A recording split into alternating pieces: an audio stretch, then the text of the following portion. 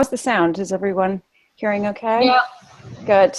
Excellent. Well, it's wonderful to meet you all, and I appreciate the opportunity to be speaking about a topic I'm so passionate about, and I assume others are passionate about it too. That's why you're with me tonight. I'll just start with why I chose to name the session this. Hold on, let me just make sure my clicker's working here. Okay, there we go. I had a first grader approach me and say, I like music because I like my voice. And his name was Reese, and he was 6. And the reason I've kept this with me for many years, and the reason I've kept it is because he wasn't a particularly accurate singer. He was a drone singer, but he loved singing. And so I thought, well, if he can love singing and he contributed his full voice in every way to music class, then if I can build positive singing experiences in a child that's not necessarily in a traditional way successful, then there's ways of doing that so the students are, until they become more accurate singers, there's ways to build that positive self-efficacy. And so I keep that with me, and that's why. And I love the way he spells voice, V-O-S-E. That's just the best part about them.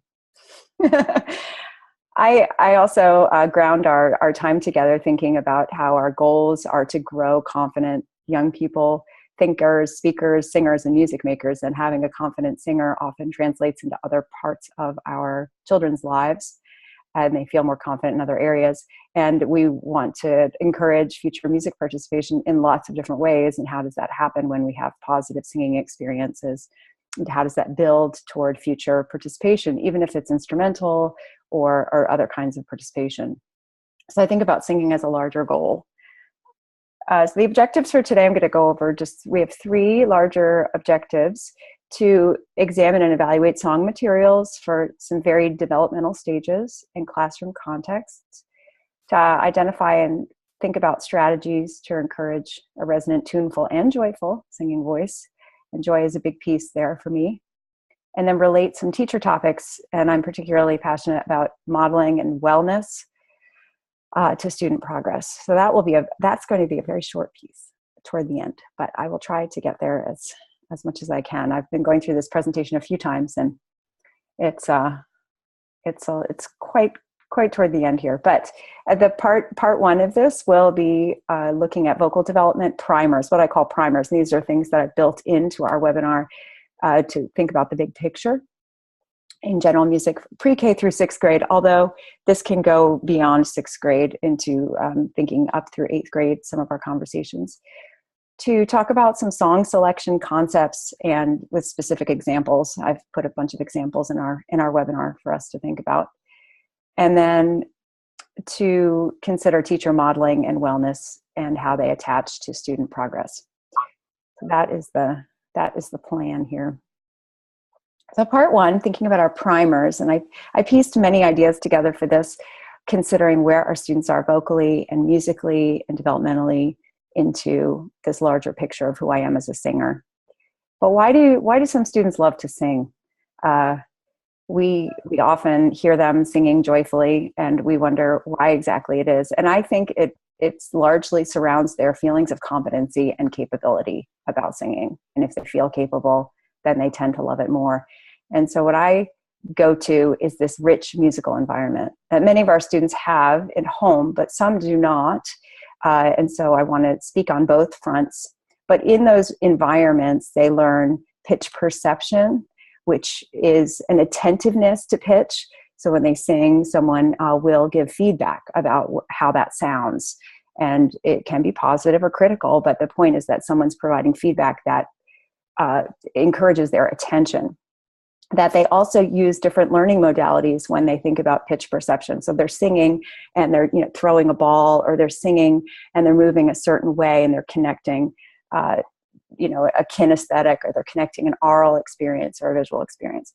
And then they have memory of certain songs. And this, for some of my students, I've been surprised, but they don't have a lot of memories of songs.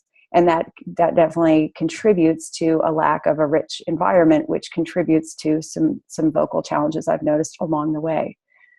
As far as pitch discrimination, how the music connects to form patterns is a big piece of how they learn to sing initially, and then when they come to us in pre-K, K, and up, they have some of those discrimination categories in their mind of higher and lower, or how these things are related. But if they don't have a lot of musical experiences in which to draw those patterns together, then we already are going to be working on catching them up. And they associate patterns from familiar experiences. And then the opportunity to group their ideas or patterns when they are playing around with friends, whether it's improvisation or making up chants or tunes or something like that. So all of these have to do with their environment, and whether they come to us with this or we have to provide this. Both are things for us to consider. And then the other thing is the motor coordination, which has to do with the vocal folds and the inner ear and those connecting. And that's something we also often deal with with our students. I provided some typical singing ranges here, but I also do so with caution, because our singers are in different spaces. This is from Ken Phillips' most recent edition of Teaching Kids to Sing, which is a very comprehensive text, as many of you know, on vocal pedagogy for children. You'll notice on the top left, it is first grade going down to third, and then we move over to sixth grade by the end. Largely, students can accurately sing approximately a fifth in first grade and approximately a sixth, etc. But sometimes I've noticed those fifths and those sixths don't occur down at the D, which is where he articulates. Rather, they begin more like an F above middle C, because that's where the singing voice has to predominate. And if you're singing in a chest registration, you're using a speaking tone, and you may not be an accurate singer using a chest registration. So I think about my first graders more in that F to C above middle C space. Anyhow, the value to me in this is looking through the range of what students are, or what's happening vocally to them from first grade all the way to sixth. The fact that their complete range is expanding from approximately 1 octave to 2 octaves as elementary students, and that their tessitura, their comfortable singing range, is expanding from a fifth into an octave. And when he uses tessitura, he uses it as comfortable singing range. And I define it a little bit differently in the songs that we look at. I define it as where the song really sits, and what it asks of the singer. Where are you kind of hanging out as a singer in that piece? Yes, and I'm really interested also in the sixth grade, the fact that they have a low G all the way up to a high G in range. So how do we continue to explore those things?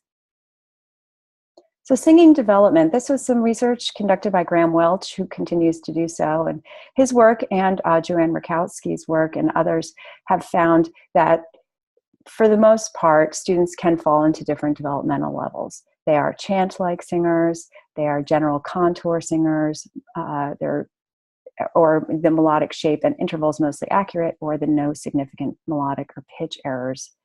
For the chant-like singer, they're really speaking more than they're singing. And it's a bit sounding like a drone. And the key to really changing this is vocal exploration, beginning with a speaking tone and then adding an inflection on certain words. So if you were to be chanting, hickory dickory dock, the mouse ran up the clock struck 1, the mouse ran down. When the mouse runs up, everyone changes their speaking tone to go up, right? The mouse went up, the clocks are down, hickory dickory dock. And so you're up and you're down. And that would be for our younger students. But our older students also have difficulty with chant-like tone. And when we think about our older students, what we might want to do is use poetry, more sophisticated poetry, where they can engage in a character who speaks in a very high register, and then a character that speaks in a middle register, and then a character that speaks in a low register. And when they're able to do that, they access these different spaces in their voice, and then we can move into melodic material. Phase 2, pitch is a conscious process, and the changes that our students are making are controllable, but they're not always accurate. So they might have a general contour. If you're singing, "This little light of mine," they might go, "This little light of mine, I'm gonna let it shine." So they get some kind of contour, but they're not accurate to it. And we can use some specific exercises to work with them there. And then for phase 3, though they're mostly accurate, their tonality might shift. So they might shift their key, right? You start in A major and they end up in F major or something along those lines. So how do we continue what they need based on that? And then finally, phase 4, no significant melodic or pitch errors, but those are generally only simple songs in the student's culture. So you wouldn't necessarily give them a very difficult song and expect them to be a phase 4 singer. You'd have to work with the materials that they're commonly singing. I will reiterate what Joanne Rakowski talks about, which is this largely children's issues with singing is more registration based and less pitch based. So what register of the voice are they in, and how are they able to function between registrations is what creates the accurate singing experience. Okay, so some song selection criteria. These are the ones that I have started calling together, and I would be very curious to hear what your additional ideas are here. But text that's meaningfully and appropriately set for this age, musical materials that challenge but support our students, and they're written with appropriate ranges and tempi articulations, part singing that reflects developmentally appropriate capabilities, accessible musical forms to give students the goals that they need to work toward, and relevant cultural context.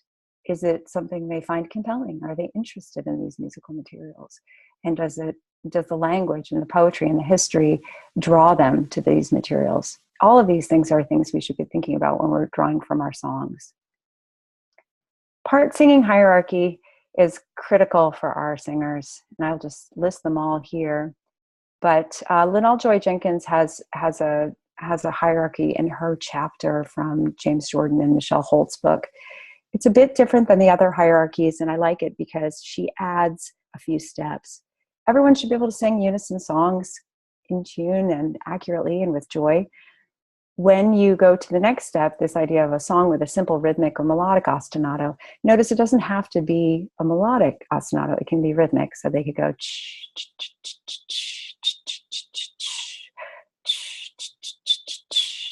over another song and continue that, and they're able to perform a melodic line against a rhythmic ostinato, or as simple as hand signs, do, so, do, do, so. So that's your next step when you're able to sing in unison with your students and they're able to complete this task. Then going into a simple ostinato. And the step that she adds that I particularly like is that the singing in 2 parts with Kerwinkle over hand signs. And that means the teacher can control exactly where the students are and can work on their developmental level. If we're all starting on do, and I just want to keep my, one half of my class on do because I know they're going to be more successful there, I can move and they can find success here. And then moving into partner songs as opposed to canons. And sometimes I've noticed pre-service and in-service educators swap these out a bit. But partner songs must always come before canons because they have different text, different melodies, and the students can hold on to them and find more success in their singing. Canons, of course, we know we're very familiar with.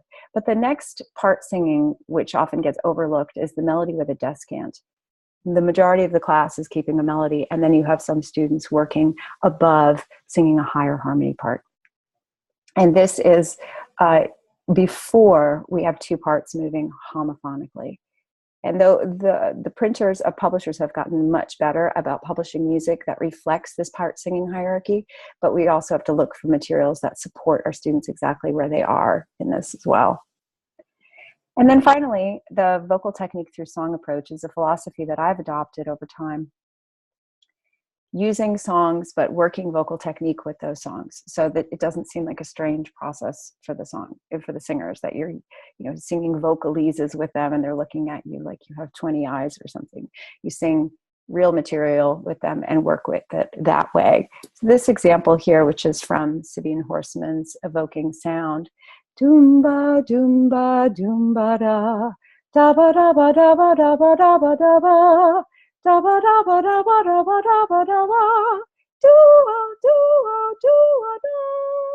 has a lot of good challenge in it. Based on our singing ranges that we saw before, you'll notice it's very low. It goes down to a low A.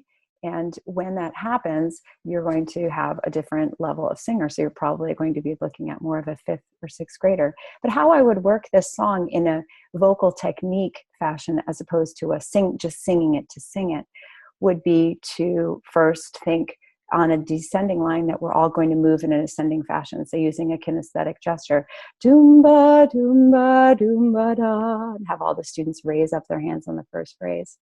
And then the second has a lot of melodic motion. Da ba da ba da ba da ba da ba da ba. So I might use a spinning gesture to keep the breath moving, and then reverse the spinning gesture for the third. Da ba da ba da ba da ba da ba da ba. Do-a, do-a, do-a, da. Because that last pitch is a leading tone. I might also choose kind of a point up gesture to get to think about where these pitches are going. So using kinesthetics in a vocally supportive way while singing real song material helps students connect to some of the issues that we've seen already and move from the pitch contour process to more accurate pitch singing and performance.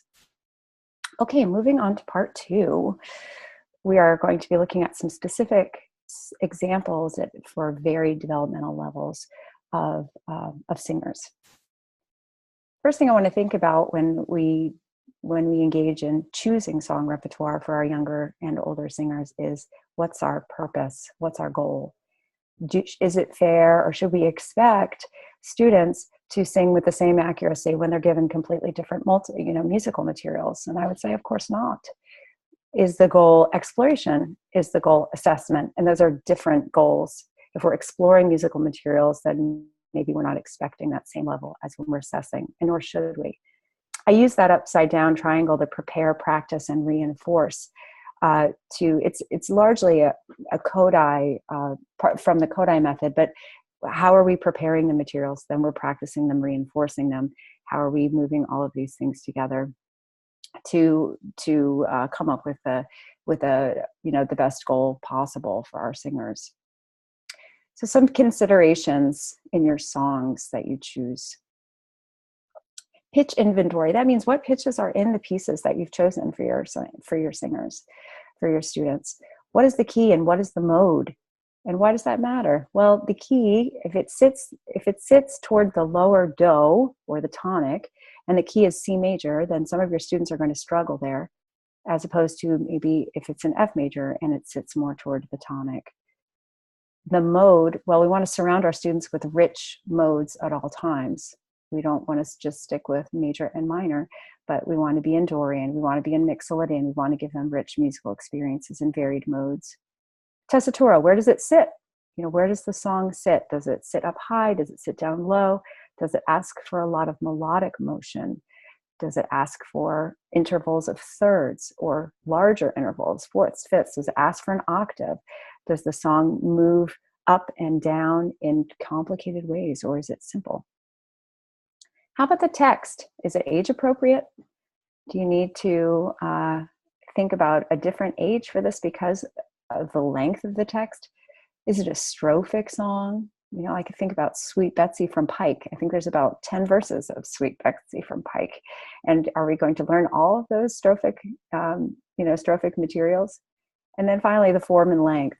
Is it ABA? Is it AB? Is it through composed? And how long is that song? I think about all of these when I think about bringing joy and success for my students into the song experience. Here's some early song examples that I've chosen for us to look at together. And I've picked a variety. This tune is a community sing, what I call a community sing example. Oh, be joyful, oh, be jubilant, put your sorrows far away. So you can hear the melodic motion. It's pretty quick. Come rejoice and sing together this happy day. So that's section A. Oh, and then we've got a B. Be joyful, oh, be joyful on this day. And then we have a C section. Oh, be joyful, oh, be joyful, oh, be joyful, put your sorrows away. So a really neat song, a song that I've used a lot for assemblies when I was working in a pre-K to fourth grade environment. I had assemblies once every 2 weeks, and we needed a whole repertoire of assembly songs. And we used this with all of our singers. Thinking about the youngest, the pre-K through the first grade singer, however, when you look at this, you think, oh my goodness, how could I ever expect my students to sing this accurately? And that's a legitimate concern. It sits rather low during the first section, and then it has a long, long line, so B during the B. And then in the C, there's pretty considerable leaps. So I would never expect my singers at this young age to be able to perform it as accurately as my older singers. However, it is a functioning assembly song. It's a community sing song, and the students enjoyed it very much. So if I were to perhaps compromise on the goal of what it's for, right? Is it exploration? Is it enjoyment? Or is it assessment? It would be more in this category. Oh Be Joyful also functions really well as a round. It's a 3-part round, and I delineated the sections A, B, and C.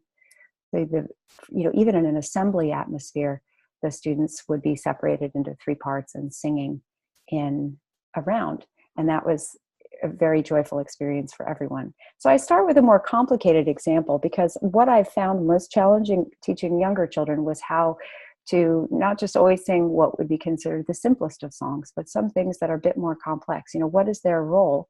And I would go back to your goals. What is your goal in singing this song? So the pitch inventory, we've been through many of these things. Now going to a simpler song, Rain on the Green Grass, which is by Arvita Steen. And I've pitched it in stick notation here, 2/4 time, and it has a limited tone set with mi, sol, and la. And I've used this largely using the key of F. So, rain on the green grass, rain on the tree, rain on the housetop, but not on me. The pitch inventory, very limited, mi, sol, and la. The key, I'm in F, and we are in largely just a 3-pitch song, so we're in more of a major mode.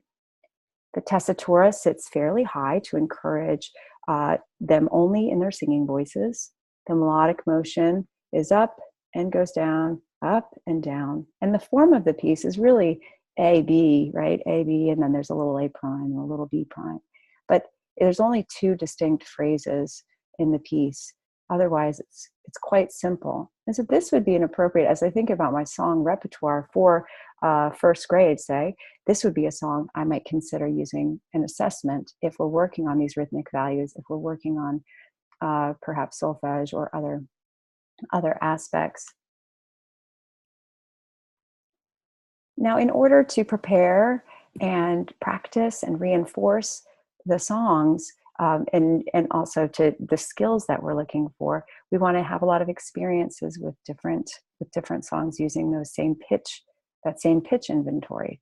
Lucy Lockett is a common example, but if we were to play the game, if we were to sing it, Lucy Lockett lost her pocket, etc., and play the game with the little change purse, and she lost her pocket, and Kitty Fisher found it, and this would be a useful preparation to then go into the Rain on the Green Grass song, right? Because these are similar pitch inventory, sol, mi, and la. The melodic motion is simple, etc. The other thing we could do is think about adding a B section to Lucy Lockett, or maybe the students are improvising using sol, mi, and la to add another layer and to practice their understanding of these pitches.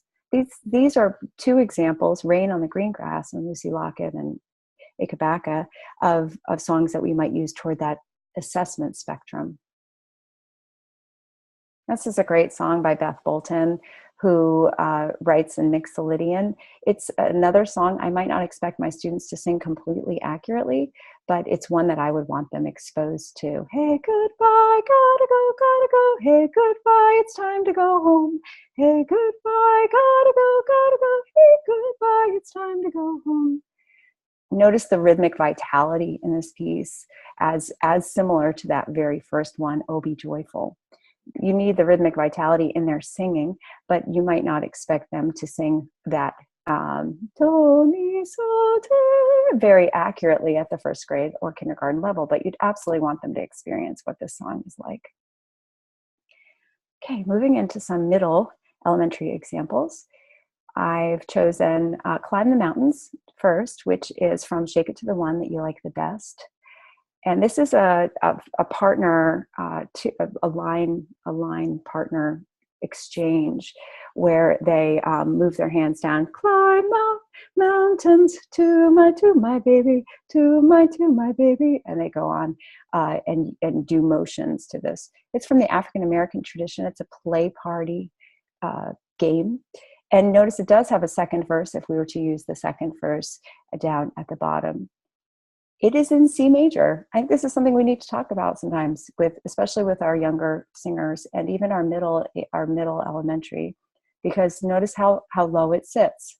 When we go back to the pitch ranges that we started with earlier in the webinar, we would remember that this is very low for even our second and third grade singers. Why is it pitched so low? We need to think about the cultural context. This is a play party. This is played in playgrounds and outside of people's homes, and largely it's more in the spoken and chest registration, when you engage in play party type of songs. So is it appropriate to put it in F major? Climb the mountains 2 by 2. I don't know, it's a question you have to answer for yourself about being on that range of authenticity. For me, I would adjust it up a little bit to maybe D major. Climb the mountains. Let me check my name. Climb the mountains 2 by 2, my baby, 2 by 2, my baby. So I could keep them in a singing registration, but they could also engage in the song the way that it's playfully written. And it's a lot of joy in the song, and also there's movement to it, which helps to connect and move our singers from some of those less stable, singing ranges and less stable competencies to more stable. Butterfly, as I chose this as a slower example of what we might engage our middle elementary students. It's also in Dorian. And when I think about this piece, I think about the possible expression we could work with our students on, whether it would be movement through space and locomotor motion, or whether it would be a soundscape that we would attach to it. But triple meter in Dorian, so butterfly, butterfly, I want to know. Butterfly, butterfly, where do you go? What do you see when you take wing? Oh, I don't think I just sang it in Dorian. I'm sorry. Butterfly, butterfly, I did. I want to know. Sorry about that. But to think about this song and what kind of mood it brings about in our singers, and what they think is going on with the butterfly, asking them questions, and then perhaps building it in with poetry and getting them to sing in this mode is a very powerful experience. It's also slower. It's a little bit more legato, and it can really bring out some different kind of vocal qualities in your singers. I wanted to address some part singing in the middle elementary years. By and by, you might sing with your younger elementary students, and then using that concept of an elementary or general music songbook, you might add song materials later on. So if you sing by and by, and you learn this in first grade, stars shining, number 1, number 2, etc., you might bring it back more at the third or fourth grade level as a 2-part song. This collection by Susan Taylor Howell, The Owl Sings, has a lot of 2 parts that she's written as counter melodies, as descants, and other developmentally appropriate kind of levels here. And you'll notice that there's a dotted line. It's at the end of the second stanza. The dotted line goes between the first to the second part, and the melody moves here from the upper voice to the lower voice. So essentially the second part begins as a counter melody and also an echo. By and by, by and by, by and by, by and by. And then there's a slight counter melody piece. Count, counting shining stars tonight. Good Lord, my good Lord. And then the second part gets to take over the melody. It's a very compact little piece. So it's not necessarily choral. It could be used in the classroom. It could also be played by barred instruments. There's a lot of things that are possible for it.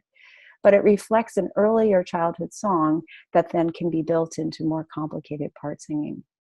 And it also encourages a legato. Could even have a student conductor on the fermatas if you wanted to move the fermatas with a student conductor. Many of us know coffee, the round, and we've used it a lot. If you want to take it up a notch, you could sing it in German. There's many German the German text is available. It's an excellent canon for the middle elementary years, and even I found 5th grade sometimes attaches a lot to the round coffee. It also is a partner song with 2 other pieces, All Things Shall Perish from Under the Sky, and With Laughter and Singing. Those are 2 other partner songs. You can sing 3 songs at the same time. They're all located in the Bolkovac and Johnson 150 rounds for singing. For some reason, this text is the students seem to hang on to it. I don't know if it's because all their parents drink coffee or what it is, but they always seem to hang on to this piece and enjoy learning it. The 3 distinct sections really bring a rise from them. And it also, if you look at the melodic material, there's skips, there's also some motion in the second line and the third line, and then it stays fairly static. Another excellent example of a triple meter song to use with your students. Okay, moving to some late elementary and early middle school song examples. And this is, I think, particularly a challenge when we haven't accessed the singing voice or our students haven't really accessed the singing voice strongly, and we're working with an older group of students. Exactly how do we do this?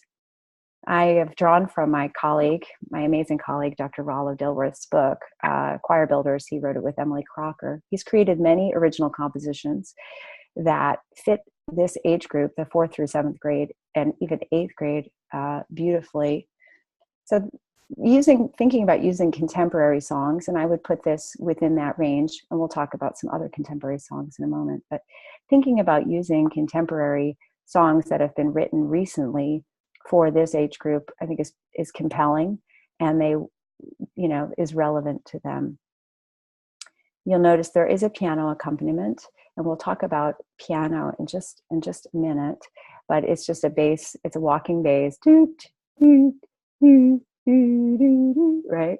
And then the magic of music, music in the air, the magic of music, music everywhere, the magic of music, music sets me free, the magic of music, what a mystery, the magic of music, right? And then they're all together, the magic of music.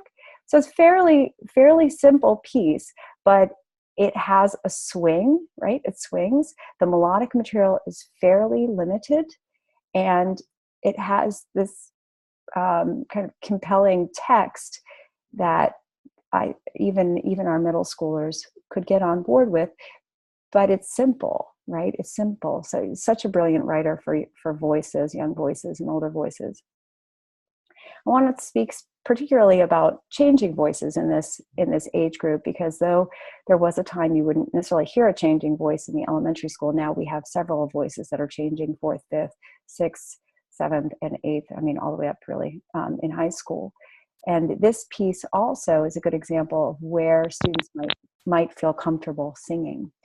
They are more around middle C, and if you notice that second part really hovers in from C to F and stays in that even on both pages, and really the highest pitch is a G. If you have some voices that are changing more in the cambiata range, this would be functioning just fine, as well as the changing voices for male singers. You have female singers whose voices are changing, and not all of their pitches are functioning the way they want to. But generally, the chest registration, that heavy registration, is working okay. And this piece also supports that music in the air. So you've got, it's a bit, brings them into the singing voice, but it doesn't keep them in a place that's uncomfortable. And in that way, the students, you're more likely to have them get on board with singing. I might address this piece as one part to start so that they're all singing it like I did just a moment ago. And so they're able to find the high and low, and then we separate it into parts. As far as the piano accompaniment is concerned, I would use it in this piece, absolutely, after the students are comfortable singing in a cappella. The concern with using piano throughout the curriculum as an external pitch source is that the students don't have to create or audiate the pitch source themselves. And so if we're constantly playing with them on many of the examples I've shared already, then they're not really necessarily bringing attention to their own singing. I enjoy playing the piano with my students in general music settings, but I choose when, and I'm sure many of you do, you choose when you're going to play and make it a purposeful choice, because you want them also to be able to have a sense of singing on their own and singing only with one another without that external pitch source. Sanza Kroma, it's an Akan Playground song. This piece is another example of something that an older elementary or even middle school student would enjoy, and it has a passing game with it. Most recently, some of the students that I work with at Temple were working on passing games with sixth graders, and we know how large and developed their bodies are, but they were on the floor with their stones passing around the circle and enjoying it. So this idea of tap, tap, pass, tap, tap, pass going on during Sanza Kroma Nine Wu Che Che Kokoma, Sanza Kroma Nine Wu Che Che Kokoma. And it goes on. And there is the second harmony part. Sanza Kroma Nine Wu Che Che Kokoma.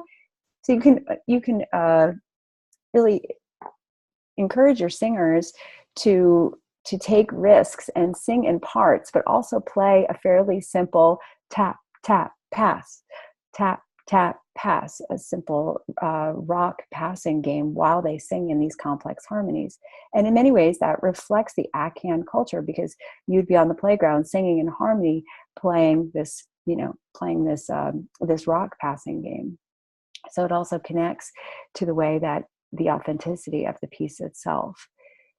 The text of this piece it's interesting because it talks about how it's not a pleasant text, but it talks about how crows come and take little chicks and basically, take these orphan chicks. But the meaning of this has now become a very powerful message to children, which is that if if something were to happen to your parents, that someone would always be there to take care of you. And it's a wonderful message for all of us to think about as we move through our day and with our students. It seems perhaps a stretch, but even singing Praetorius is very successful with middle schoolers and upper elementary students. I have been surprised how much the students I work with enjoy Rise Up, O Flame, and other early canons. If we establish that our songbook, our elementary and our middle school general music songbook, is broad and has lots of different influences from different places, then the students are more willing to take a risk on pieces like this. In fact, they've asked me, can we sing Rise Up, O Flame again? Which, when you look at it, you think, what middle schooler would be interested in? Rise up, O flame, by thy light glowing. But they enjoy it very much. And then I put There Is No Sorrow underneath there because it is a partner song with There Is No Sorrow. You'll notice their keyality is different. There's the D minor up at the top with Rise Up, A Flame, and There Is No Sorrow is in C. But There Is No Sorrow, you'd have to obviously reconfigure it in D. There is no sorrow. And you put those songs together in an upper elementary or a middle school general music classroom. And what I tend to do is circle the students in separate circles singing those pieces. There is also a third piece that goes with that, and I'll try to remember it by the end. But there are many partner songs. Partners always sound like two, but there's many songs that work more than two songs at a time that are worth investigating and working with our students on. And then I wanted to discuss a little bit about popular music here, because our students are singing it outside of class, and many of them are developing habits, vocal habits that we are concerned about. And we also want to tap into what's going on outside of school. You can use popular music in many different ways. I like thinking about it with the chord functions that occur, because they tend to be pretty regular and repetitive, and our students can grab onto them fairly quickly. What I've done here in this slide is to create chords based on 1, 6, 4, and 6 from Can't Stop This Feeling. And I'll just play, or Can't Stop the Feeling. I'll just play a little bit of it, and I hopefully won't be blasting your ears out too much here. But you can hear it travel. So you've got your 1. So your students are 1, 6, 4, 6, and they could do lots of different rhythms on it. 1, 1, 1, 1, 1, 1, 1, 1, 6, 6, 6, 6, 6, 6, 6, 4, 4, 4, 4, 4, 4, 6, and you could sing it on solfege, do, la, and you can build the chords up with them. So another group would be going sol, la, la, la.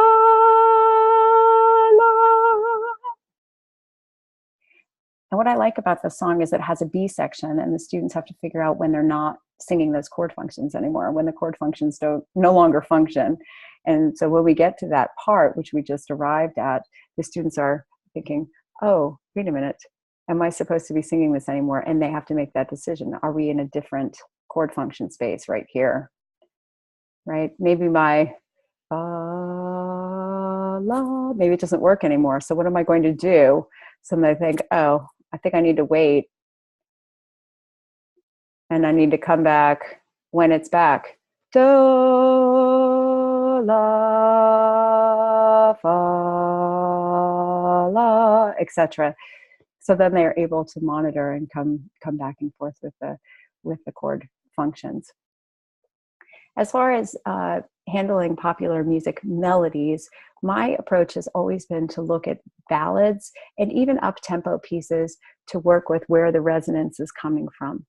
And rather than belting in a higher register, how can we make that resonance really pointy, but from a higher registration? You know, so he's doing dance, dance, dance, dance, so rather than dance, dance, dance, dance, thinking about it as a pointy registration coming from a more mixed register, instead of getting the belt. And the more I work with the students on finding those registrations, and then I try to send them off to home to sing that way, because if we don't sing with them in school with what they're singing outside of school, and I know there's issues with content and things like that, but if we don't do that, then they're going to continue using those same singing practices outside of school, and then it's that divide will continue. I'm going to briefly, like I promised at the very beginning, only have a few minutes here, but I'm going to briefly talk about teacher modeling and vocal wellness and how that relates in my eyes to student progress. First thing is, as educators, we need to model and educate voice use for our students. Demonstrate and practice varied registrations. We have to model a head registration, a high, lighter voice. We have to model a chest voice and a mid, in that middle space as well, because our students are using those. And if we don't use them with them, then we run the risk of not sharing an important, all the capabilities of their voices.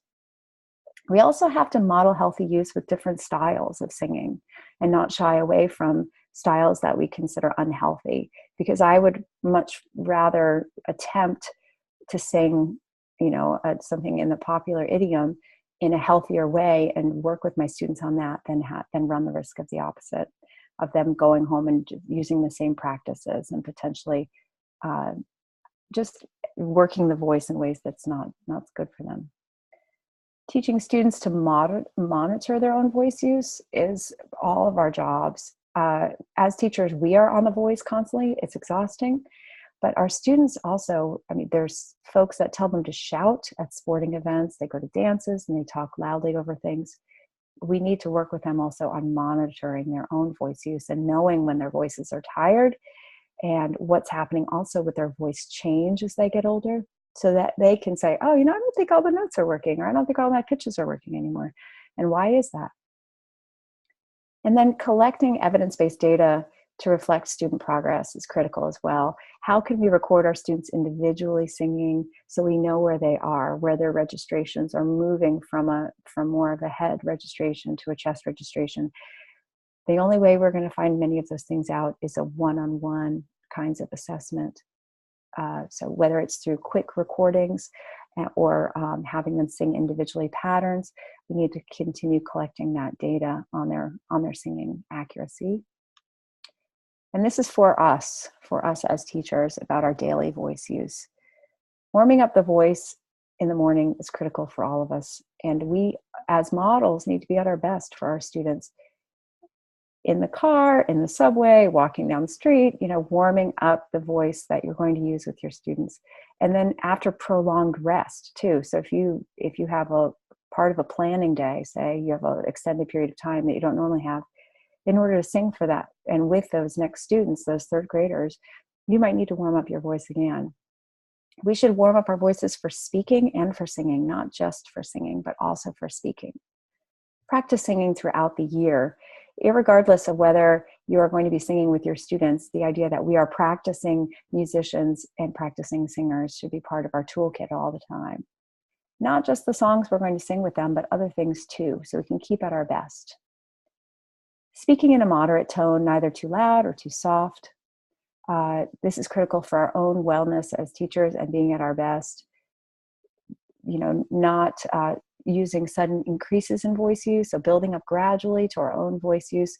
In the summer, this typically happens with many of us. In August, we're not on the voice a lot. Then we get into September, many of us have laryngitis or other kinds of exacerbated conditions because we haven't been increasing our voice use. So think about how you can keep that muscle, because essentially the larynx is, right, it's flaps, it's vocal folds that are supported with layers of musculature.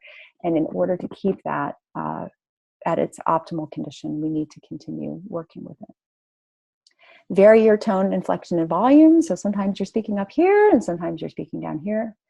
When I was working with a vocal pathologist, I learned that if I speak up here when I teach, that I'm more likely to engage my breath management, and then I'm more likely to support my voice and it becomes less fatigued. So speaking up here can be very helpful. Taking frequent breaks and using hand clapping or other gestures, nonverbal means to gather student attention. Shouting and other on the voice methods of gathering student attention are not only fatiguing for us, they're also not the best modeling that we should be engaging our students in. And then if you're sick, you've got to create some space for your body to get better. You have to create space and not be a martyr and show up to work with laryngitis. It's not going to be good for you, your instrument, not for your students, not for anybody. This is our last slide before going to references, but these are some general tips for vocal health, getting enough rest and remaining hydrated. Our classrooms are very dry spaces. Maybe you need a personal humidifier, listening to your body, all of these things that are detrimental, coughing and throat clearing, extended singing too low or too high, singing too long or too loud. All of these kinds of things we should be also keeping an eye on in order to encourage the best singing from our students. If you have certain conditions, if there's certain things that you are experiencing, you should see a medical professional. If you have extended or persistent hoarseness, if you have certain parts of your register, your singing voice that do not work as well anymore, you should absolutely see a specialist.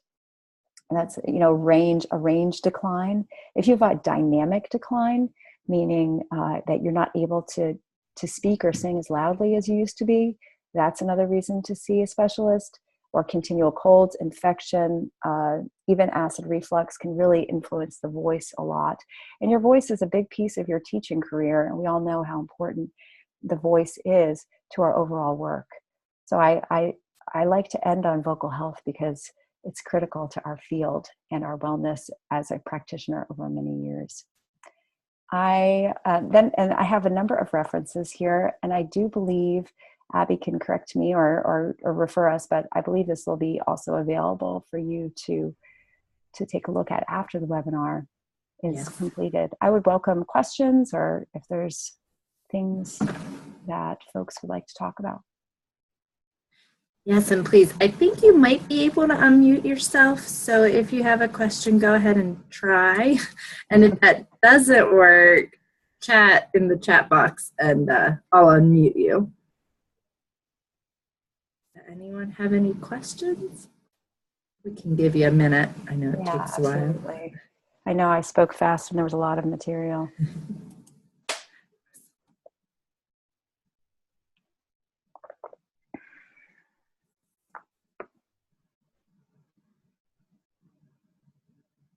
Oh, nothing.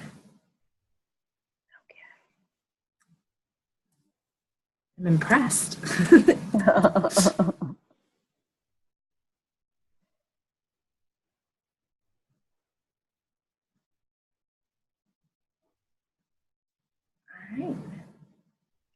Well, I will, I'm wondering, I don't think my email is on the slide, but I absolutely will. I'm at Temple in the music ed faculty. So if you'd like to reach out, ask any questions or be in contact, I'd be glad to share out more information with any of you. And I will email out a copy of tonight's webinar to everyone and also links to surveys to complete for the continuing education hour. So there'll be 1 hour available. So very good. Okay. I'm going to chat in the box for a second. Oh, no problem. Oh, yeah, you can. Yeah, I noticed. I was looking at it during the but anyhow, thank you for coming tonight and being with me. And again, if there's anything I can do to help or answer in the future, look forward to being in touch. Thank you so much. Thanks. Good night. Good night.